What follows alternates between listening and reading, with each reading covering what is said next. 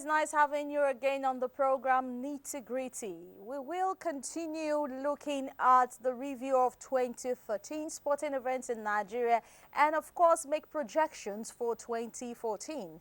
To do justice to this, I have with me in the studio Prince Will Oviesa. You're welcome on the program. It's a pleasure. Okay, together we will discuss some salient issues concerning sports in the year 2013. But first, let's start with weightlifting. How has weightlifting fared in the country in the outgoing year? Well, kudos to the Weightlifting Federation. You will agree with me that weightlifting has been a strong point in the Nigerian sports, either in the Olympics or in the Commonwealth, or even within the West African sub-hub. Just in Malaysia during the Commonwealth, they got 8 goals, 3 silver, 3 bronze, which was quite commendable. But that's not enough because aside the Commonwealth and the Olympics, there are no other avenues these lifters can come out and express and showcase the talent embedded in them. And for a weightlifter, you need 3 to 4 competitions to actually keep going. We're not having so much of it, but the Federation is doing its best, considering the fact that funds are not there to execute some of these foreign tours. I would say kudos to them. We still need more of such competition. Yeah, earlier on in the year, Lagos State government decided to go to the markets to get bodybuilders to come out and see how they can be weightlifters. Is that a good way to go into getting weightlifters? It's a different perspective. The act of bodybuilding is a technique on its own that you need to go through certain training. In weightlifting, there are technical inputs. It's just like you being a footballer. You need certain training outlets, certain mechanism to put in place. It's completely distinct from bodybuilding. But it's a way of getting them and teach them the right things. Yes, you could, but you see, if you don't get them that young, it becomes a problem. Okay. Oliver O'Rourke didn't just start weightlifting at the age of 30. He started from the age of 16, and that actually got him to the peak he got in the world pedestal. Putting the weight, the bodybuilders to become weightlifters, yes, good momentum, but would they actually show that interest? You need to get them young, train them, and get them to that level where they could become world champion. Okay, all right. So we're hoping that we'll get more weightlifters because right now age is beginning to tell on majority of them. And when you talk of weightlifters, you're talking about the able-bodied one. We're not talking about the power weightlifters right now. No. Because they are in another level of their own and they are actually doing well in their own categories. Yes. So we hope that the Federation, as you said, will do something more. Why don't people like sponsoring? That's one major question. Well, you can't take it away. Accountability is a major issue. If you're going to ask me to put in my fund in an event, I want you to render an account. Give me a bit by bit of what happened and how money was spent. That will give me the confidence to come back and show interest. In this part of the world, people just believe that once you pick up an event and money comes in, that is it. No, there should be a projection for the future so that other people can also partner you.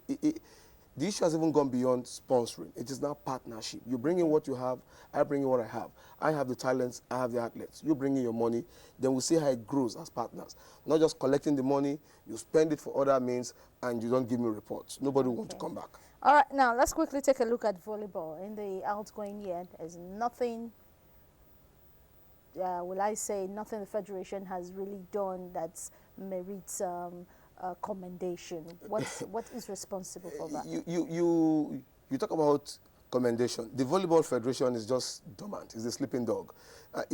There's a league in Europe, right, that has 4 categories of age group for volleyballers. In this country, we have that prospect to have the best of volleyballers that the Federation could tap into. But what most of this Federation does is to wait for allocation from the ministry before activities or events are actually organized, which is wrong. The schools are there. You could put up events, layers with the School Sports Federation, and get activities going. They've just been dormant. They've not been doing anything. Irrespective of the mega allocation that comes in, they still can go out and do more. Okay, there is this saying that most schools don't have playgrounds anymore. Most of the playgrounds have been converted to classrooms. In other words, the focus on sports in their curriculum is no longer there. It does not really have the prime place like it had in the past. Very true. Let me give you a very good example. When some of us were in secondary school, there was a time frame, a day in a week, everybody must come out for PE. It's called physical education. Yeah. And that brings you to the notch that there's a game you want to play, a game you're interested in. You go out there, exercise that inbuilt talent you have. Of late, everywhere right now is like a market. Everybody wants to make quick money. Now, in the issue of volleyball, it won't take you, it's less than 20 by 20 square meter to get a volleyball court. Yes. Poles. And all you need to do is to encourage these young ones to come out and see it as an activity, build it into the educational curriculum. You would have stars. Okay. Now let's look at cricket and boxing. Let me talk about boxing first before cricket, because cricket to some people is a rich man game. It requires you having so much to buy the bats, to buy the ball. And the complete kit. And the complete kit. But I want to debunk that. It's an interesting game. We'll come back to that. For boxing, I am very, very disappointed in the fact that boxing was one good sport that brought us fame. Okay. Far back, 1956, 57 Olympic, up to date. We have talented athletes who could come out and tell the world they are potential world champion. Take, for instance, the Boxing Hall of Fame organized by Lagos State every month. Yeah. It has brought out so many young men who nobody even knew about. Nobody. In the last National Sports Festival, Lagos State got almost all the gold. A lot of those athletes came from the Boxing Hall of Fame. And so many other classics like that. For Boxing Federation, it's been rather too much talk, no action. They've said so much, no competition. And for a boxer, if you're not active on the ring, then it's next to nothing. They've not actually done too much. It still boils back to the school federation activity. Engage these young ones. I watched a boxing bout of two twins, 5 years old, in an exhibition match. You can imagine those kids at 5, when they're 15, they could be champions. So the Boxing Federation has not done so much. We just hope that in 2014, they'll wake up from the slumber.